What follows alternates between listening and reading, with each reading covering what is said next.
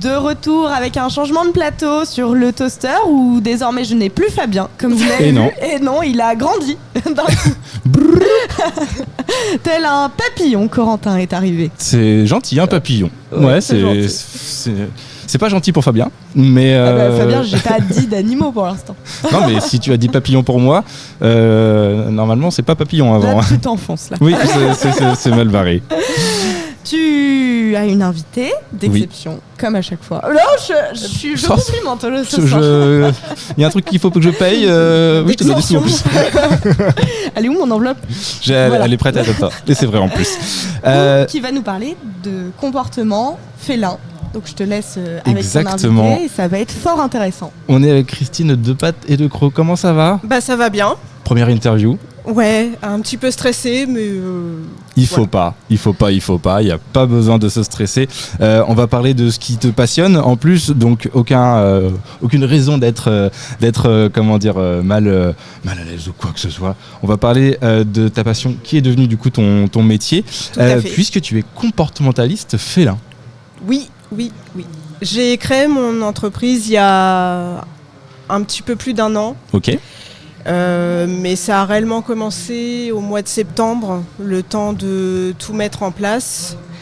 Et donc c'est garde de chat et comportementaliste félin. Alors, comportementaliste félin, quand tu m'as envoyé le SMS, je me suis dit... Qu'est-ce que c'est que ça? Je connaissais pas. Je suis concerné puisqu'il y a une communauté féline habite chez moi et ils ont aussi plein de changements. On y reviendra au cours de cette interview. Qu'est-ce qui t'a conduit toi à créer cette entreprise? Alors, en fait, j'ai toujours eu des animaux, des chats, des hamsters et voilà.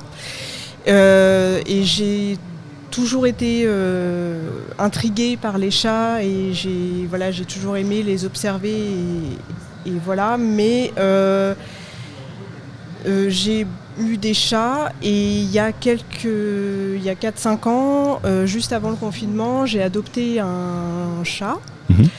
Et je me suis aperçue en fait qu'il y avait des petites choses que je comprenais pas. Elle était très craintive. D'accord. Donc après, je connaissais pas tout son vécu, mais voilà. Et en fait, j'ai voulu l'aider et puis nous aider pour qu'on arrive à vivre ensemble. Et donc c'est parti de là et c'est parti aussi parce qu'il y a eu le confinement quelques mois après. Et du coup, là, j'ai décidé de me lancer. Et donc, j'ai passé la cassette déjà, qui est le diplôme obligatoire pour s'occuper des animaux. D'accord. Et ensuite, j'ai suivi la formation de comportementaliste félin. Et parallèlement à ça, j'ai fait des stages en pension féline, en clinique vétérinaire pour manger du terrain tout simplement. Voilà, pour avoir plus d'expérience et puis observer et voilà. Ok. Tu as dit un mot qui m'a semblé très important, enfin une expression qui m'a semblé très importante quand je me suis renseigné un petit peu sur ce que c'était un comportementaliste, parce qu'on ne t'a pas invité, on dit allez hop, on va voir ce que ça fait. On bosse nos émissions ici, madame. Ah oui. Oui, quand même un petit peu. On suit le truc quand même. On sait à peu près qui c'est qu'on va recevoir le soir. Non. Et de ce que j'en ai déduit, le mot c'est vivre ensemble. En fait, ce que je trouve dans le métier de comportementaliste, et tu vas me dire après en quoi, quels sont les objectifs de ce métier, mais pour moi c'est apprendre à vivre avec son chat finalement, puisque des comportements qu'on va estimer nuisants pour nous sont en fait juste une manière de nous exprimer des choses. Alors en fait, c'est aider effectivement les propriétaires à vivre en harmonie avec leur chat. Et donc à mieux les comprendre. Donc il y a ce qu'on appelle des bilans en conseil prévention. Par exemple, avant d'adopter un chat, pour justement aménager l'environnement et savoir tout ce qu'il faut faire pour adapter son environnement au à l'arrivée d'un chat. Voilà. Et il y a ce qu'on appelle les bilans comportementaux qui sont... et du coup, les bilans conseil prévention permettent justement d'éviter par la suite des soucis et de faire appel à un comportementaliste pour des bilans comportementaux pour résoudre des problématiques. D'accord. C'est de l'anticipation avant guérison. Ça aide à anticiper, voilà. Et parce que les bilans comportementaux, en fait, quand les gens font appel aux comportementalistes félins pour ça, c'est par exemple pour des éliminations, ce qu'on appelle les éliminations hors bac. Donc le chat qui fait... En gros, il a pissé à côté de la litière. Mais la prochaine fois que je dirais ça, s'il pisse à côté, je dis cher chat, ton élimination hors bac ne me plaît guère. C'est du terme comportementaliste, mais oui, bon, du coup, mais c'est vrai que c'est rigolo. Et puis, par exemple, si il griffe le canapé, il y a tout un tas de... Voilà. Mais donc généralement, effectivement, on fait appel aux comportementalistes qui se déplacent au domicile des gens. D'accord. Pour voir en fait l'environnement, avoir une vision globale du cadre de vie. Parce qu'il peut y avoir plein de choses qui font que l'animal a ce comportement. Et donc après, résoudre la problématique, adapter en fonction de la personne, en fonction de ses attentes et de l'animal, parce qu'on prend en compte l'animal et puis le propriétaire. Et oui, parce qu'on est sur la relation entre l'homme et l'animal finalement. Alors le comportementaliste félin, en fait, oui, il se base sur des données scientifiques avec l'éthologie féline et sur des connaissances en psychologie humaine, mais voilà, c'est surtout sur la relation homme-animal. Il agit en fait sur la relation homme-animal, voilà. Typiquement, comment ça se passe ? On fait appel à toi. J'ai une problématique avec mon chat qui miaule à non plus finir la nuit alors que j'ai un enfant en bas âge et que j'ai très envie que l'enfant en bas âge dorme. Le vécu. Ça n'a aucun rapport avec. Ça sent le vécu, ouais. Le vécu. C'est les cernes qui le disent. Comment se passe déjà, on prend rendez-vous avec toi. Mais comment se passe une consultation comme ça ? Donc, je vais me déplacer, je vais mener une sorte d'enquête en fait, en observant l'environnement et les éléments déclencheurs en fait qui peuvent expliquer ce comportement. Et puis après, je vais adapter en fonction de l'environnement et en fonction de ce que j'observe. Et en fonction de l'animal. Après, il peut y avoir plein de choses qui expliquent des miaulements. La gamelle vide, en l'occurrence. Chez nous, on a résolu le problème. Oui, ça peut être aussi... par exemple, pour éviter les miaulements la nuit, c'est souvent... En fait, t'as fait venir... Attends, je prends des notes. Est-ce que quelqu'un a un stylo, s'il vous plaît ? Surtout, t'as fait venir ton invité pour tes problèmes perso. La semaine prochaine, nous recevrons une psychologue et un expert comptable dans 2 semaines. Là, enfin, hors série de 3 heures. Hein. Oui, non. Non, mais enfin, il y a des... Comment dire ? Il y a des choses adaptées, ça peut être par exemple de jouer avec son animal un peu le soir et de lui donner un... Enfin, en fait, le chat fait plusieurs repas dans la journée, donc c'est bien aussi de lui en donner un peu le soir pour justement avant d'aller se coucher et puis de jouer un peu histoire qu'il se dépense un peu, puis après il est un peu fatigué, puis voilà, ça peut éviter... C'est comme les enfants finalement. Alors... si fort pensé. C'est pas faux. Après, il faut se méfier de l'anthropomorphisme. Oui, c'est vrai. Mais c'est vrai qu'il y a souvent des petits... Voilà. En fait, c'est aussi que souvent on s'aperçoit qu'ils sont comme nous, en fait. Ils ont leurs différents caractères. Voilà, donc sans faire de l'anthropomorphisme, il est vrai que c'est comme nous, ils ont un vécu différent, ils ont une histoire différente, et donc il faut en prendre compte, voilà. Mais c'est vrai que on peut faire un petit peu le parallèle avec un enfant. Un enfant ne va pas pleurer parce que il a envie de vous embêter. C'est parce qu'il y a une raison derrière. Tout à fait. Il y a toujours une raison, sauf des fois on a quand même des petits doutes. Mais après, tu sais comment ça s'appelle ? Ça s'appelle le Terrible 2. Et là, on est en plein dedans là. Oui, alors ça on va y arriver. Ça sent toujours le vécu. Voilà. Aucun rapport. Non, mais ce que je veux dire, c'est que souvent c'est une incompréhension qu'on a avec son animal, plus que on a le sentiment que l'animal veut nous ennuyer ou En fait, non, c'est juste qu'il y a une zone d'incompréhension et c'est là qu'avec ton expertise, tu arrives et tu dis, bah voilà, si votre chat vous attaque tous les soirs, c'est peut-être parce qu'il a pas assez de câlins ou des choses comme ça. Et c'est vrai que c'est intéressant d'avoir un avis extérieur sur une relation avec un chat qui peut même affecter dans la vie de tous les jours. Quelqu'un, si le chat il fait pipi sur votre sac tous les jours, les collègues ils vont pas être contents. Ça veut dire change de sexe, des iguales quoi. Non mais effectivement le chat quand il adopte un comportement qui est gênant pour l'être humain, parce que pour le chat c'est pas gênant forcément de griffer un canapé. Bon voilà. Ça a l'air d'être très drôle, soit dit en passant. Ça peut être très très drôle pour lui. Non mais il suffit après par exemple d'acheter des griffoirs et puis de les placer près du canapé pour éviter justement qu'il griffe le canapé et puis que voilà. Mais il fait pas ça pour embêter en fait. Non, c'est ça. En fait c'est sa façon aussi de s'exprimer puisqu'ils ont un langage corporel et pas verbal comme nous. Et donc, un chat, après, qui peut être stressé, peut effectivement faire pipi à côté de sa litière. Non, il ne fait pas pipi à côté, il élimine élimination hors bac. C'est bien, je vois que j'ai retenu le truc. Là, si je fais la formation, je pourrais briller au 10 sur 10, c'est parfait. Mais non, effectivement.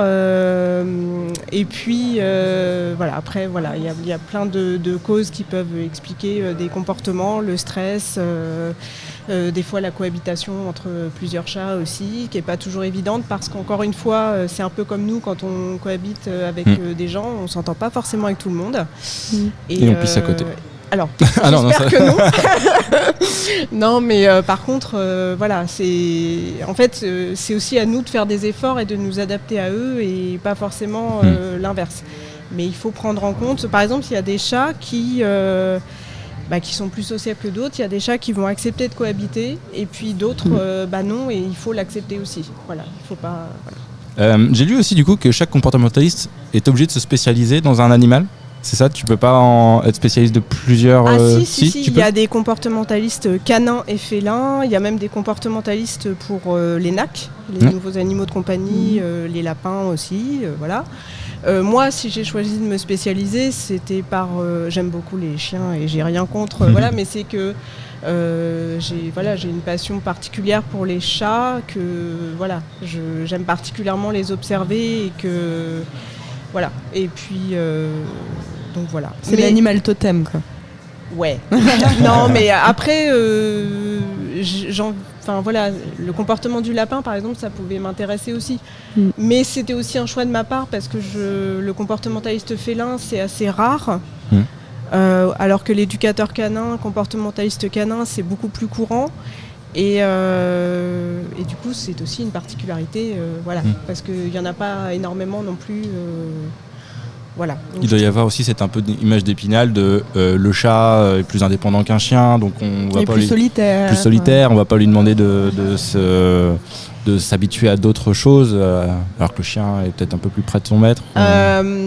Déjà, on n'éduque pas un chat en fait. C'est lui qui nous éduque.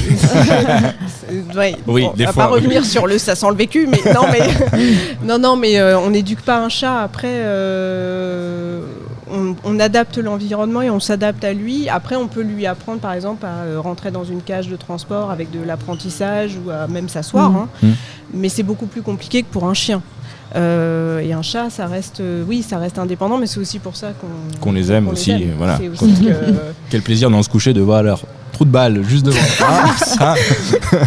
Comme l'a dit dans le chat, il y a beaucoup de vécu dans cette émission. Oui, je trouve que là thérapie, vraiment. On va mettre une petite botte de mouchoirs ici, tu sais. Je sens la thérapie effectivement. Vivement la psychologue la semaine prochaine. C'est ça. Ouais.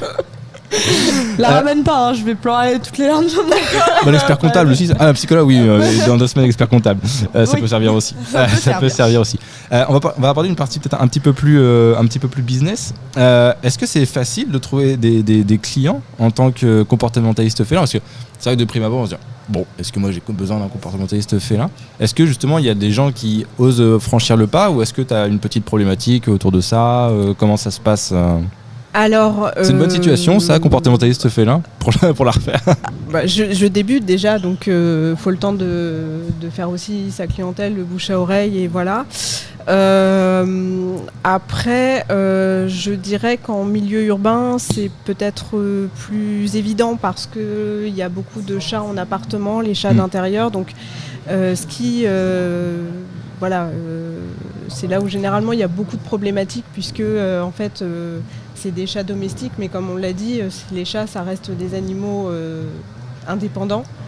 Et donc, alors qu'à la campagne, généralement, ils font leur vie et puis voilà. Quand les chats sont en appartement ou en maison, ils sont plus contraints aussi. Ils sont plus contraints et puis il est vrai qu'on est devenu beaucoup plus proche avec ces chats. Le chat, c'est quand même en fait le premier animal avant le chien. Mais c'est énorme. Je suis tombé sur une stat il y a pas longtemps. Je crois que c'est plus de la moitié des gens qui ont un chat. Oui. Plus de la moitié des foyers. Des Français, des foyers français. Parce que... Ça n'a cessé d'augmenter depuis, depuis 2010.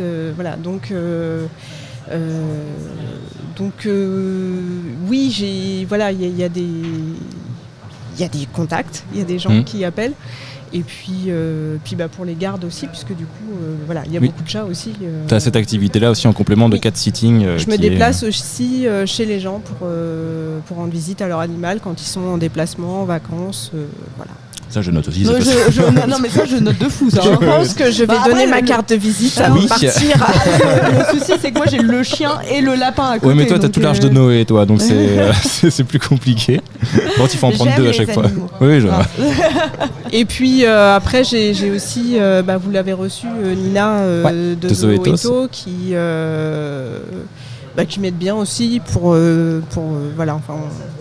des conseils et puis parce que la micro-entreprise c'est un univers qui à la base m'était totalement étranger et puis du coup pour aussi rediriger des clients vers moi ou quand elle sait qu'il y a des gens qui cherchent un comportementaliste qui ont des problèmes avec leur chat ou et inversement.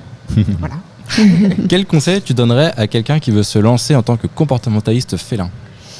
Quel conseil ? Déjà de suivre une bonne formation parce que ça s'improvise pas. C'est pas parce qu'on aime les chats que il faut forcément avoir des connaissances.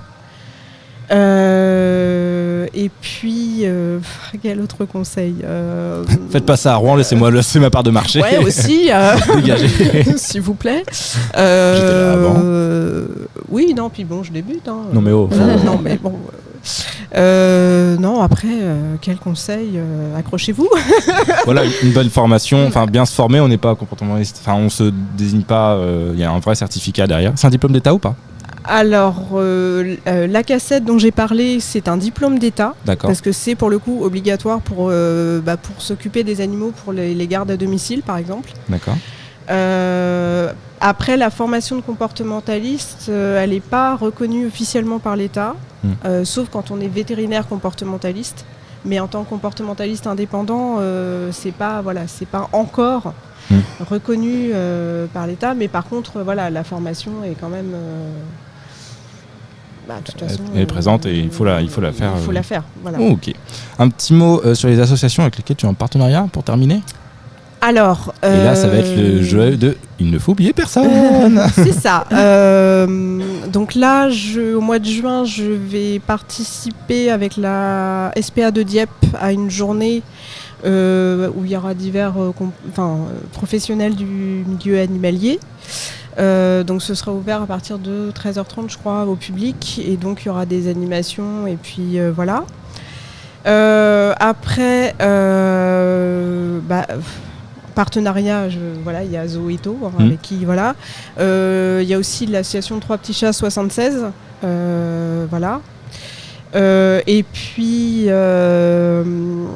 après j'ai des projets à venir mais je sais pas trop s'il faut en parler ou pas maintenant. Vaut mieux pas trop en parler. Éventuellement pour la rentrée prochaine peut-être des ateliers de sensibilisation avec un bar à chats qui a ouvert il y a pas longtemps sur Rouen.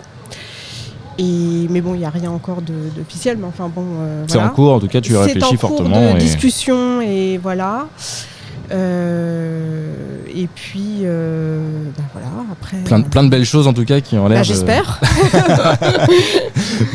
Merci en tout cas. Merci à vous, Christelle, merci pour l'invitation. De pâtes et de crocs. De pâtes et de crocs. Et c'est Christine, attention.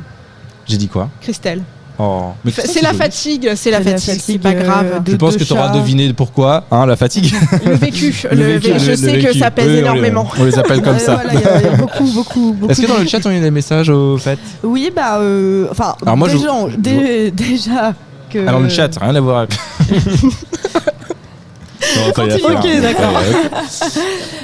Donc il y avait beaucoup de vécu dans cette émission, ça on l'a vu. Que Fabien était un cocon, vu que toi tu étais un papillon. C'était très beau. C'était très beau.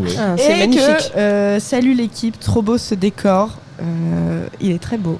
Mais qu'est-ce qu'on en a chié. Oui, c'est on dirait que c'est toi qui as monté la télé à la main, dis donc. On va pas dire ça, mais... Mais pas loin quand même. À la fin de cette saison, on racontera tout. Ouais. Je déballe tout. On fera une full anecdote. Merci Christine. Merci. Et non pas Christelle. C'est qui n'a strictement rien à voir. C'est pas si loin, mais bon, tant qu'à faire, oui, si on peut éviter de se tromper. De pâtes et de crocs, on peut retrouver le site internet qui est vachement bien foutu, rappelons-le. Ah merci, c'est gentil. Vous pouvez prendre rendez-vous d'ailleurs directement, il y a tous les tarifs aussi. Après j'ai une page Facebook de pâtes et de crocs, voilà. Et puis merci pour l'invitation. Ça a été un plaisir de découvrir ton métier que je ne connaissais pas. Plaisir partagé. Et voilà, je me dis que peut-être qu'il faudra avoir besoin petit chat qui miaou miaou, pas content de voir le bébé. Un chat ou deux chats? Oh, les deux en thérapie. Il faut les mettre les deux. Les deux en même temps. Allez hop. Non mais c'est sûr, de toute façon on l'a dit sans faire d'anthropomorphisme. Oh là là, dire ça un vendredi soir c'est incroyable. C'est pas vrai. C'est que comme j'ai dit, j'ai 3 animaux. Mon lapin c'est mon 2e lapin. Enfin, c'est 3 comportements. Ok, oui, il y a l'espèce qui joue, mais 3 comportements totalement différents. Mais vraiment, j'ai un chat, il bouge partout, machin, super énergique, tout ça. J'ai un chien qui a peur de tout.